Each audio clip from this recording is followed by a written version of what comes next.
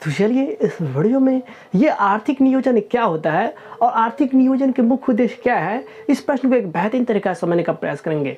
और ये प्रश्न आपके आने वाले बोर्ड एग्जाम की दृष्टि से काफ़ी महत्वपूर्ण है, तो इसलिए आप लोग वीडियो को ध्यान से देखिएगा, क्योंकि इसी तरह का क्वेश्चन आपके बोर्ड एग्जाम में लगातार पूछते आ रहा है। और ये प्रश्न आपके क्वेश्चन बैंक से हम लिए हैं। जितने भी 10 साल के अंदर में क्वेश्चन पूछा गया है आपके क्लास 10th के सिलेबस में, उन सारे क्वेश्चंस को हम बारीकी से आपको एक बेहतरीन तरीक़ा से समझाने का प्रयास कर रहे हैं। आप लोग ज़रूर है उन सारे वीडियो को जो इससे पहले इसी चैनल पर डाला गया है, उन सारे वीडियो को प्लेलिस्ट में जाकर के देखिए, तो यकीनन आप हम पे भरोसा कीजिए कि आपको बेहतर से बेहतर अंक लाने से कोई नहीं रोक पाएगा। तो चलिए दोस्तों, अब हम लोग एक बेहतरीन तरीका से समझने का प्रयास करते हैं कि आखिरकार ये आर्थिक नियोजन का मतलब क्या होता है, ये आर्थिक नियोजन क्या होता है। इस प्रश्न को एक बेहतरीन तरीका से समझने का प्रयास करते हैं। आर्थिक नियोजन का मतलब होता है हमारे देश के अंदर में जितने भी उपलब्ध संसाधन है, जो भी हमारे देश के अंदर में संसाधन पाई जाती है, उसका किस तरह से हम लोग यूटिलाइज करेंगे, किस तरह से हम लोग विवेकपूर्ण तरीका से, किस तरह से हमारे देश में उपलब्ध संसाधनों का नियोजित एवं बेहतरीन ढंग से उपयोग करेंगे। देश में उपलब्ध सभी संसाधनों को, चाहे कोई भी मनुष्य ही क्यों ना हो, कोई भी संसाधन तो कोई भी हो सकते हैं, जो हमारे दैनिक जीवन में आवश्यकता को पूर्ति करता है, उसे ही हम लोग कहते हैं संसाधन। तो यहाँ तक कि मनुष्य भी एक दूसरे के मनुष्य की ज़रूरत को पूरा करता है, तो मनुष्य भी संसाधन हुआ। जो भी वस्तुएं दिखाई पड़ रहा है और हमारे दैनिक जीवन में उसका कहीं ना कहीं यूज है, इसका मतलब वो क्या है, संसाधन है। तो देश के अंदर में जो भी उपलब्ध संसाधन है, चाहे प्राकृतिक हो चाहे मानव निर्मित हो, देश के अंदर में उपलब्ध प्राकृतिक संसाधनों का नियोजित समन्वय एवं विवेकपूर्ण उपयोग ही क्या कहलाता है, आर्थिक नियोजन कहलाता है। आर्थिक नियोजन का मुख्य उद्देश्य क्या हो सकता है भाई, हमारे देश के अंदर में जो भी संसाधन है उसको जब बेहतरीन तरीका से उपयोग करेंगे, बेहतरीन तरीका से मान के चलिए कोई व्यक्ति काम पे लगा हुआ है, उसको बेहतर रोजगार देंगे, उसके अंदर में बेहतर स्किल डेवलपमेंट करेंगे, तो देश के विकास के लिए तो काम आएगा ही। तो हमारे देश के अंदर में कोई भी संसाधन है उसका उपयोग हम लोग नियोजित ढंग से समन्वय करके और एक अच्छे उपयोग के साथ करेंगे, तो उसी को हम लोग कहते हैं आर्थिक नियोजन। अब भाई यहाँ पे हम किस तरह से परिभाषा को लिखे हैं, किस तरह से डेफिनेशन को दिए हैं, इसको भी आप लोग एक बेहतरीन तरीका से समझने का प्रयास कीजिए। वैसे तो मोटा मोटी आप लोगों ने समझ लिए होंगे कि हमारे कहने का क्या मतलब है। हमारे कहने का मतलब क्या हुआ कि किसी भी देश के अंदर में, किसी भी राष्ट्र के अंदर में एक निश्चित समय के अंदर, किसी देश के अंदर में, यहाँ देखो ना, किसी समयबद्ध कार्यक्रम के अंतर्गत, किसी देश के अंदर में किसी समयबद्ध कार्यक्रम के अंतर्गत पूर्व निर्धारित सामाजिक एवं आर्थिक उद्देश्यों की प्राप्ति के लिए, पूर्व निर्धारित हमारे देश के अंदर में एक निश्चित समय के अंतर्गत पूर्व निर्धारित, पहले जो हमने निर्धारित किया था, क्या हमारा उद्देश्य था, पूर्व निर्धारित सामाजिक एवं आर्थिक उद्देश्यों को प्राप्त करने के लिए, पूर्व निर्धारित सामाजिक एवं आर्थिक उद्देश्यों की प्राप्ति के लिए अर्थव्यवस्था में उपलब्ध संसाधनों का नियोजित समन्वय एवं उपयोग करना ही क्या कहलाता है, आर्थिक नियोजन कहलाता है। किसी समयबद्ध कार्यक्रम के अंतर्गत, कोई कार्यक्रम किए, कोई भी कार्यक्रम हमारे देश के अंदर में या किसी भी देश के अंदर में तो प्रोग्राम तो होते रहता है, तो उस प्रोग्राम के तहत, उस प्रोग्राम में हम लोग क्या करते हैं, कोई भी योजना बनाते हैं तो उसका कुछ ना कुछ लक्ष्य होता है, कुछ ना कुछ एम होता है। तो उसी योजना के अंदर में हम लोग कई सारे एम रखते हैं, कई सारे उद्देश्यों को प्राप्ति करने के लिए रखते हैं। तो आर्थिक नियोजन का मतलब यह हुआ किसी समयबद्ध कार्यक्रम के अंतर्गत, कोई ना कोई समय में हुआ होगा और वो कार्यक्रम हुआ होगा, प्लानिंग किए होंगे, किसी समयबद्ध कार्यक्रम के अंतर्गत पूर्व निर्धारित योजना जो लागू किए, योजना जो बना रहे हैं, उसके पीछे, उससे पहले कोई ना कोई क्या होता है, मेन थीम होता है, मेन मकसद होता है, जिसको हम लोग उस योजना के तहत प्राप्ति करना चाहते हैं। तो एक समयबद्ध कार्यक्रम के अंतर्गत पूर्व निर्धारित सामाजिक एवं आर्थिक उद्देश्यों की प्राप्ति के लिए अर्थव्यवस्था में जो भी उपलब्ध संसाधन है उसका विवेकपूर्ण तरीका से उपयोग करना ही क्या कहलाता है, आर्थिक नियोजन कहलाता है। इसको एक बेहतरीन तरीका से कॉपी में लिख लीजिएगा और उसको एक बेहतरीन कंसेप्ट के साथ समझने का प्रयास कीजिए। कोई भी प्लानिंग करेंगे तो किसी एक फिक्स समय में ही करेंगे, किसी समयबद्ध समय से, तो हर एक पूरा धरती समय से बंधा हुआ है, समय से परे तो आप नहीं हो सकते हो, समय से परे तो नहीं जा सकते हो। दुनिया में सब कुछ कहीं ना कहीं रुक जाता है। एक आम इंसान को थोड़ा सा भी तकलीफ हुआ रुकेगा ही, लेकिन समय कभी भी रुकता नहीं है, इसलिए समय बलवान है। किसी समयबद्ध कार्यक्रम के अंतर्गत पूर्व निर्धारित सामाजिक एवं आर्थिक उद्देश्यों की प्राप्ति के लिए अर्थव्यवस्था में उपलब्ध संसाधनों का नियोजित समन्वय एवं उपयोग करना ही क्या कहलाता है, आर्थिक नियोजन।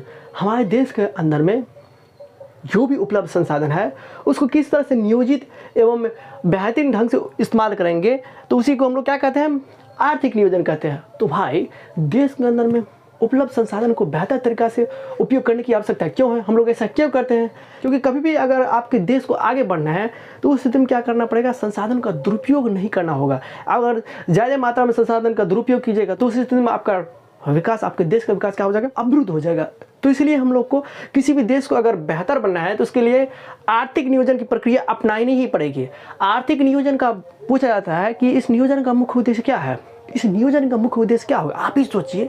मान के चलिए आर्थिक नियोजन का मतलब समझ गए और इसी से रिलेटेड क्वेश्चन पूछ दिया कि नियोजन का मुख्य उद्देश्य क्या है, यानी कि आर्थिक नियोजन के मुख्य उद्देश्य क्या है। तो भाई कोई भी संसाधन को अगर हम लोग नियोजित एवं समन्वय तरीका से उपयोग करेंगे, बेहतरीन ढंग से इस्तेमाल करेंगे, तो हमारे पास संसाधन रहेगा। जब संसाधन रहेगा तो उसमें क्या होगा, विकास दर ग्रो करेगा ना, विकास की स्पीड बढ़ेगा ना। भाई आपके पास कितना ही संसाधन क्यों ना है, अगर आप लोग उसका विवेकपूर्ण तरीका से इस्तेमाल नहीं कीजिएगा तो उस दिन क्या हो जाएगा, आपका विकास ठप पड़ेगा ना। संसाधन को नियोजित करने की आवश्यकता इसलिए होती है क्योंकि हम लोग को विकास दर को बढ़ाना है। यहाँ पे देखिए ना, उद्देश्य के बारे में हम क्या लिखे हैं, इसको एक बेहतरीन तरीका से समझने का प्रयास कीजिए ना। राष्ट्र की प्राथमिकताओं के अनुसार, हमारे देश की प्राथमिकताओं के अनुसार देश के संसाधनों का विभिन्न विकासात्मक क्रियाओं में प्रयोग करना होता है। क्योंकि जब हम लोग किसी भी संसाधन को विवेकपूर्ण तरीका से इस्तेमाल करेंगे, जितना आवश्यकता है उसी के अनुसार से करेंगे, तो संसाधन बचा रहेगा। और जो भी संसाधन बचा हुआ रहेगा, हमारे पास मौजूद रहेगा, तो उसका इस्तेमाल हम लोग क्या करते हैं, देश क्या कहाँ पर करता है, विभिन्न विकासात्मक क्रियाओं के लिए इसका इस्तेमाल करता है। जो भी संसाधन बचा हुआ रहता है, अब हाई नहीं रहेगा, कोयला पेट्रोलियम रहेगा ही नहीं। हम लोग जो है पेट्रोल डीजल के लिए दूसरे देश पर निर्भर है, तब ना हम लोग को जो है सारा मनी अरब कंट्री में चले जाता है, मुस्लिम कंट्री में चले जाता है। अगर वही संसाधन रहता तब तो हम लोग पूरा रहते, पावरफुल रहते ना। तो हमारे पास जो भी बचा हुआ संसाधन है, चाहे मानव निर्मित चाहे प्राकृतिक, अगर उसको नियोजित करेंगे तो हमारे पास रहेगा। और जब हमारे पास रहेगा तो उसका इस्तेमाल किसी अन्य कार्य में करेंगे, उसका इस्तेमाल किसी अन्य विभिन्न विकासात्मक कार्य के लिए करते हैं। आर्थिक नियोजन का श्रेय देखिए यहाँ पे, भारत में आर्थिक का श्रेय नियोजन को ही दिया जाता है। नियोजन का मतलब क्या हो, संसाधन को विवेकपूर्ण तरीका से उपयोग करना, ऐसे बेफालतू में इस्तेमाल नहीं करेंगे। इसका मुख्य उद्देश्य विकास दर को बढ़ाना, क्योंकि हमारे पास उपलब्ध संसाधन रहेगा जिसका इस्तेमाल अन्य सारे विकासात्मक प्रयोग के लिए करेंगे, ताकि हमारा ज़्यादा से ज़्यादा ग्रो हो, ताकि हम ज़्यादा से ज़्यादा आगे बढ़े। और जब ये हम करेंगे तो उस दिन में हमारा विकास दर क्या होगा, बढ़ेगा। हमारे देश के अंदर में उपलब्ध संसाधन को अगर हम लोग एक बेहतर यूटिलाइज कर पाएंगे, एक बेहतर तरीका से यूटिलाइज कर पाएंगे, तो हमारा ऑटोमेटिक क्या होगा, ग्रोथ तो हमारा होगा ही, हमारा डेवलप होगा ना। इसका मुख्य उद्देश्य, किसका मुख्य उद्देश्य, नियोजन का मुख्य उद्देश्य क्या है, विकास दर को बढ़ाना, कृषि एवं उद्योगों का आधुनिकीकरण, कृषि एवं उद्योगों का आधुनिकीकरण, आत्मनिर्भर व सामाजिक न्याय है। नियोजन का मुख्य उद्देश्य आप लोग समझ गए होंगे, क्योंकि जब हमारे पास उपलब्ध संसाधन को अगर हम लोग नई तरीका से इस्तेमाल करेंगे, विकासात्मक प्रयोग के लिए करेंगे, डेवलपमेंट के लिए करेंगे। मान के चलिए मानवीय संसाधन हमारे देश के अंदर बहुत ज़्यादा है। आज पॉपुलेशन के मामले में हमने चीन को भी पछाड़ दिया। अगर इसी पॉपुलेशन पर स्किल डेवलपमेंट पर काम किया जाए, हुनर पर काम किया जाए, किसी को कोई एक नया तरीका सिखा दिया जाए। मान के चलिए कितना विद्यार्थी सोचते रहता है, कितना गार्जियन सोचते रहता है उसको सिर्फ गवर्नमेंट जॉब चाहिए, हाई गवर्नमेंट जॉब चाहिए, गवर्नमेंट जॉब हुआ तो बहुत बढ़िया, नहीं हुआ तो भाड़ में जाए। लेकिन कहीं कहीं पे जो है, जैसे कि हमारी मम्मी ही है, अब भाई प्राइवेट में आप 2 लाख क्यों नहीं कमाइए, 50 लाख क्यों नहीं कमाइए, अगर सरकारी नौकरी नहीं है तो उसके सामने में क्या है, आप बच्चे हैं, आपको गंदे नज़र से देखेगा। जबकि ऐसा नहीं होना चाहिए।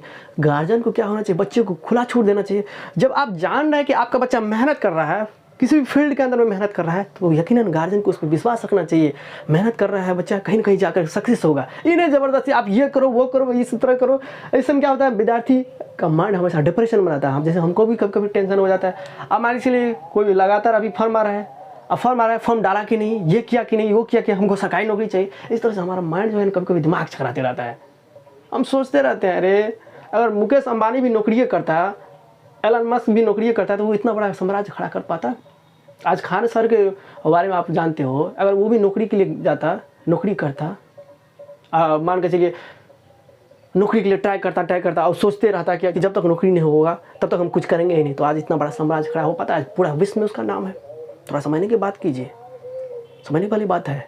तो इसीलिए हुआ, खूब मेहनत किए, हुआ तो बहुत अच्छा, नहीं हुआ तो भाड़ में जाए, अब कोई टेंशन नहीं है। क्या सिर्फ नौकरी करके ही हम जीवन यापन गुजारा कर सकते हैं? और तरीका नहीं है। लोग बिजनेस व्यापार नहीं करते, वो काम नहीं है, वही तो है। जीने के लिए बहुत ज़्यादा जरिया है, कई सारे जरिया है। इसलिए गार्जियन को समझना चाहिए कि बच्चा का इच्छा क्या है, बच्चा का इच्छा क्या है। और देखिए उस स्थिति में आपको बोलना चाहिए, जब बच्चा मेहनत नहीं कर पा रहा है, जब बच्चा मेहनत नहीं कर रहा है, वो बुरे संगत में फंस गया, इधर उधर ज़्यादा कर रहा है, तब गार्जियन को एक्शन लेना चाहिए। भाई तुम बिगड़ गया है, तुम कोई भी काम नहीं कर रहा है। अब बच्चा आप कहिएगा, जो बच्चा काम कर रहा है, कहीं पर पढ़ाने के लिए जा रहा है, कोई काम ही कर रहा है, उस स्थिति में कहिएगा तुमको यही करना है वही करना है, तो बच्चा हमेशा में क्या होगा, बच्चा की इच्छा के अनुसार से काम होना चाहिए।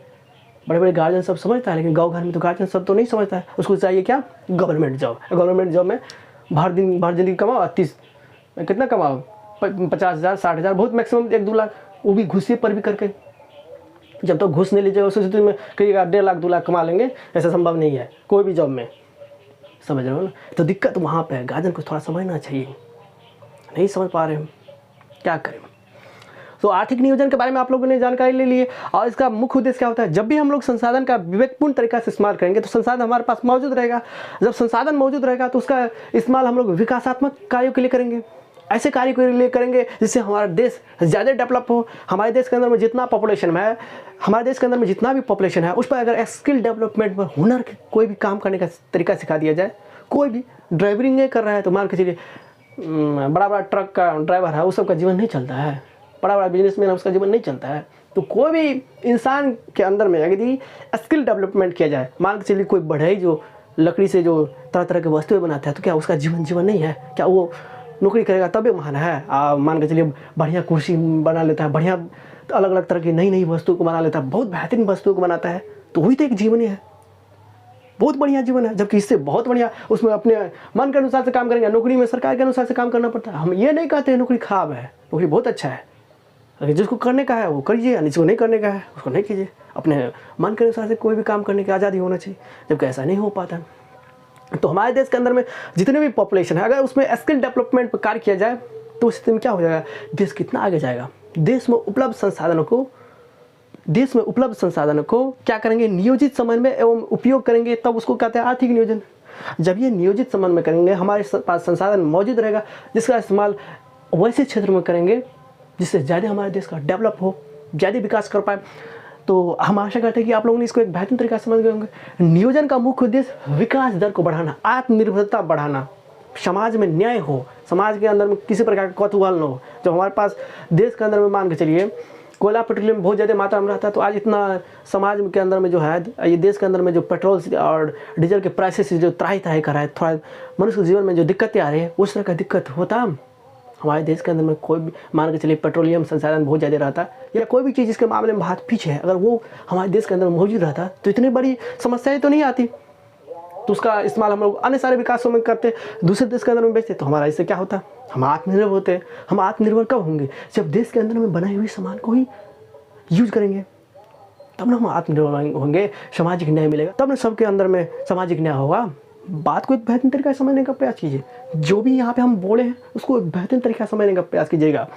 एक बार और एक बेहतरीन तरीका से हम आपको समझाने का कोशिश करते हैं कि आखिरकार ये आर्थिक नियोजन क्या है। आर्थिक नियोजन का मतलब क्या होता है, देश के अंदर में यानी कि राष्ट्र की प्राथमिकताओं के अनुसार देश के संसाधनों का विभिन्न विकासात्मक क्रियाओं में प्रयोग करना ही, देश के अंदर उपलब्ध संसाधन जो है उसको विभिन्न विकासात्मक क्रियाओं में प्रयोग करना ही क्या कहलाता है, आर्थिक नियोजन कहलाता है। यानी तो इसी परिभाषा को दूसरे रूप में भी लिख सकते हैं। आर्थिक नियोजन का मतलब यहाँ देखिए लिखे हैं, किसी समयबद्ध कार्यक्रम के अंतर्गत किसी समय के अंदर में ही हम लोग कोई योजना करते हैं, और योजना के पीछे कहीं ना कहीं पहले मकसद आता है।